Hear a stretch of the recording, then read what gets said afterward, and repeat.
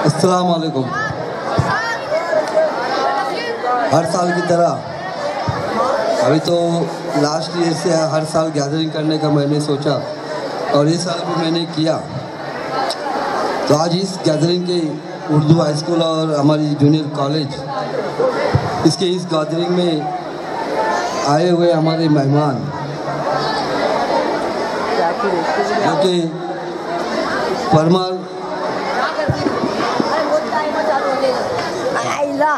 भारतीय education society के chairman और मेरे दोस्त किशोर जैन साहब आज के इन्होंने ओपनिंग किए गैदरिंग की।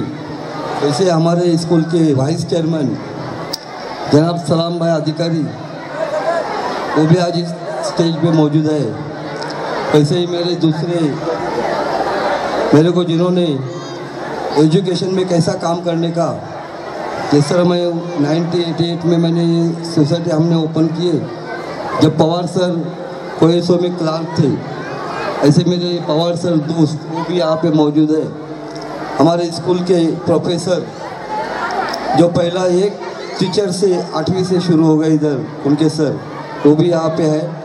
हमारे स्कूल के सब टीचर्स, हमारे जमात के ट्रस्टी लियाकत अधिकारी साहब, सब हमारे टीचर्स यहाँ पे सब जमा हुए ले।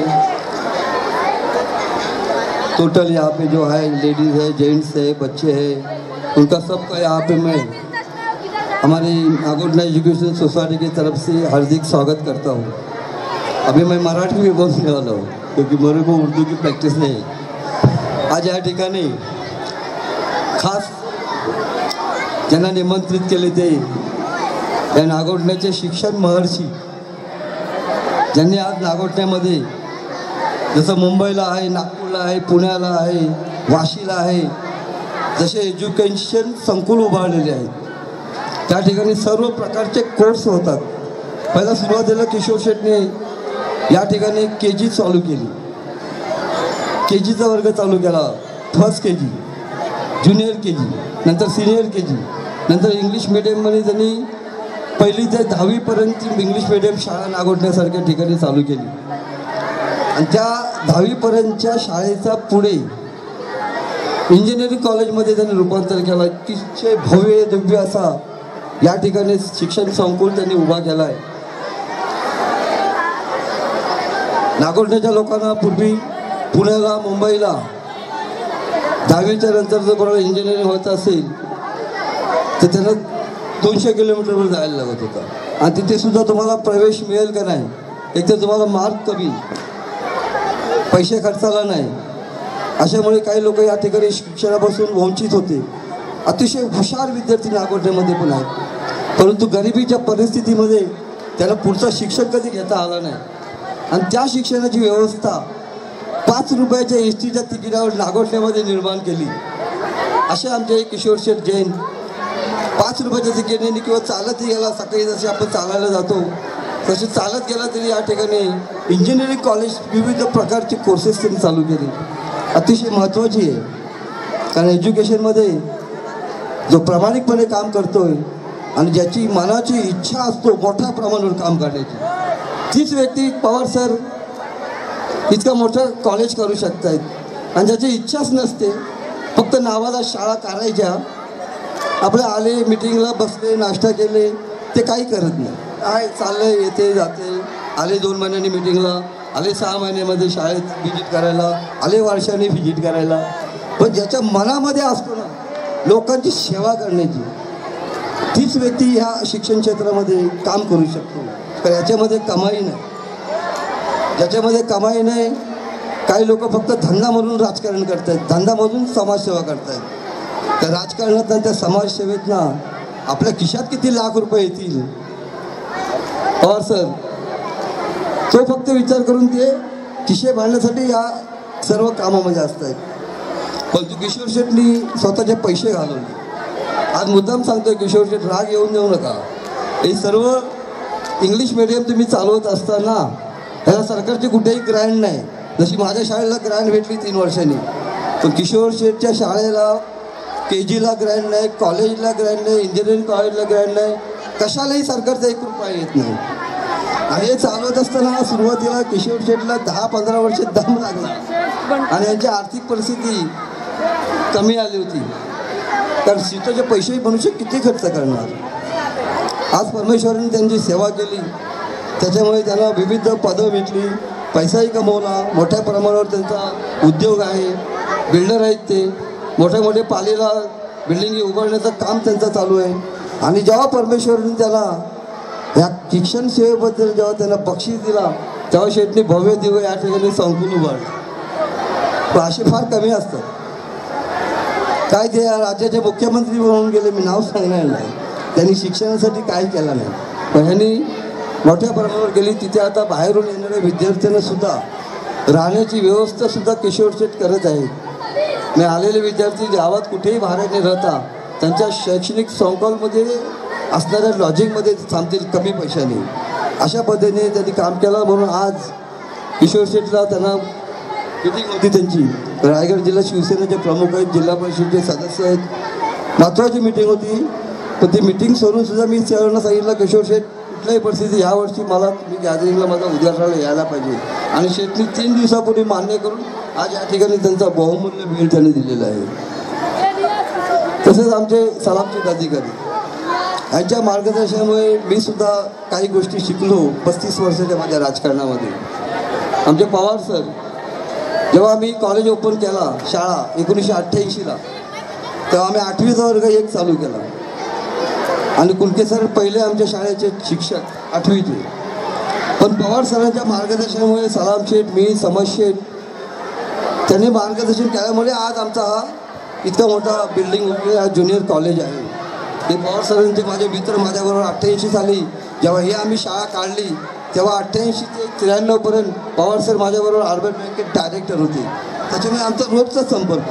मला सगळं मार्गदर्शन त्यांनी केलं, कशी शाळा चालवायची, कसे ठराव करायचे, कशा मुलांना शिक्षकांना हँडओव्हर करायचं. हे त्यांच्यामुळे आज या ठिकाणी इतकं मोठं संकुल उभारू शकलो आहे. अतिशय महत्त्वाची बाब आहे. नागोठणे तर आपण सेवा करतोच आहोत, परंतु सोगावसारख्या ठिकाणी खेडेगावांमध्ये सुद्धा आम्ही 10 वर्षापूर्वी 8वीचा वर्ग चालू केला. आज 8वी ते 10वी माझे 100 पोरं त्या ठिकाणी शिकत आहेत. 100% रिझल्ट लागतोय, 100%. खैरा खुर्दमध्ये सुद्धा सर आम्ही ब्रँच काढली, 11 वर्ष झाले. अजून सरकारची ग्रँट नाही, पगाराला पैसे नाही. पण पगाराचं सुद्धा आम्ही कसं तरी ॲडजस्टमेंट करण्याचं मी काम करतोय. आणि अजून आम्ही ती शाळा किशोर चालू केली. तर यावर्षी जूनमध्ये आता आमची आर्ट्स आणि ज्युनियर कॉमर्स ज्युनियर कॉलेज आहे. याच्या जूनपासून सिनियर कॉलेज करायची आहे. आणि ह्या कॉलेजमध्ये आता उर्दू मीडियम आहे. किशोर शेठ आम्ही सेमी इंग्लिश केलेलं आहे. आता सेमी इंग्लिश केले, उर्दू मीडियमचं सेमी इंग्लिश केले. पण जूनपासून जेव्हा सिनियर कॉलेज चालू करू, तेव्हा तुम्हाला या ठिकाणी सर्वांच्या समक्ष मी आश्वासन देतोय, शब्द देतोय, काही मराठी माध्यमाची पण ह्याच्यामध्ये शिकवलं जाईल.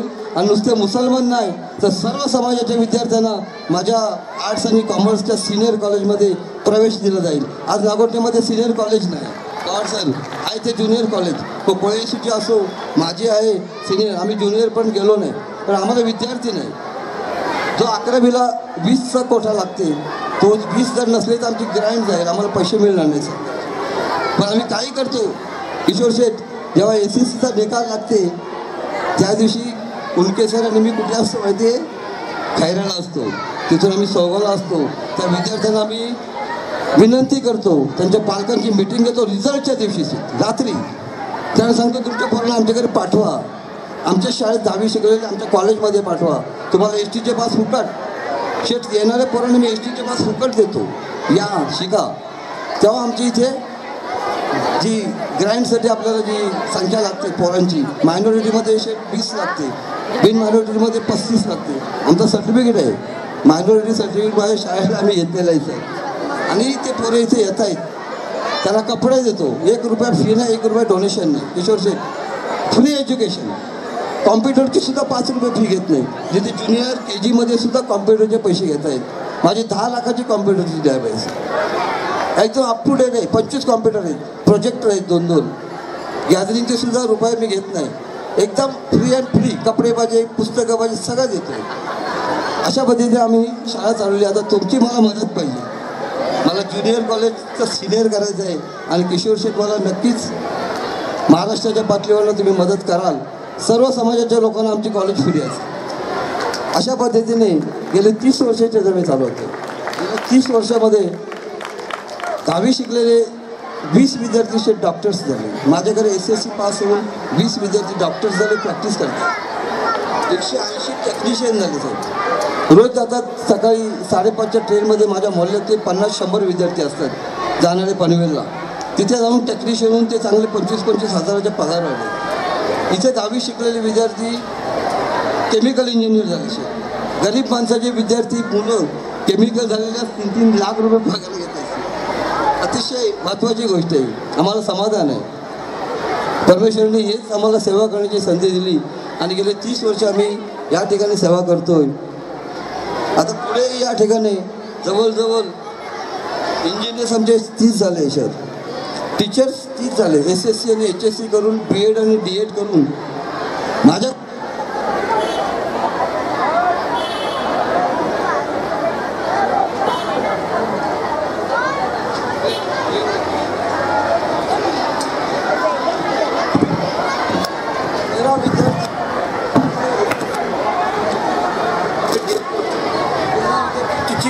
टीचिंग माझ्या शाळेमध्ये अशा पद्धतीने.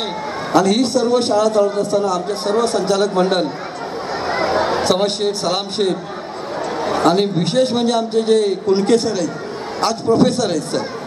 8वीचा पहिला वर्गाला मी 1,000 रुपये त्याला महिन्याला पगार देत होतो कुशेठ शेठ. दुसरे आमचे टीचर इक्बाल सर, त्यांना शेठ 2,000 पगार दिला. तुम्हाला आज पहिल्यांदा आला म्हणून माहितीसाठी सांगतोय. फक्त 10 मिनिटाचा कार्यक्रम आहे. त्याला शेठ 2,000 देत होतो. इक्बाल सर सायकलवर अपडाऊन करत होते. शेठ राठी हायस्कूलमधून मी काढले आणि इंग्लिश शिकवायला माझ्या शाळेमध्ये आणले. त्यांना राहायला रूम दिला. पण 2,000 शेठ पुरत नाही म्हणून त्या माणसाने 2 वर्ष नागोठणा ते रोहा सायकलवर प्रवास केला. आणि कुणके सरांनी आमच्या पूर्ण लक्ष केंद्रित करून आज जी आमची कॉलेज म्हणून नावारूपाला आलेली आहे ते कुणके सरांचा 50% कुणके सरांचा वाटा आहे. आणि अशा कुणके सरांनी अतिशय चांगल्या पद्धतीने आमच्याला मदत केली. त्याबद्दल त्यांचे मी या ठिकाणी माझ्या एज्युकेशन सोसायटीतर्फे, माझ्या सर्व समाजातर्फे त्यांचे मी आभार मानतो. तर आज या ठिकाणी आता मी काय जास्त वरच्या लोकांना उत्सुकता झाली गॅदरिंग कधी होते. बिचारे 1 तासापासून बसलेत. ते एवढं बोलून पुन्हा एकदा शेठ आपले महत्त्वाची मुंबईला मीटिंग सोडून CMच्या बरोबर मीटिंग होती ती तुम्ही सोडून या ठिकाणी माझ्या आग्रहाखातर आलात.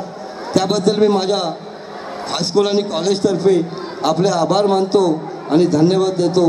जय हिंद, जय महाराष्ट्र, जय हो.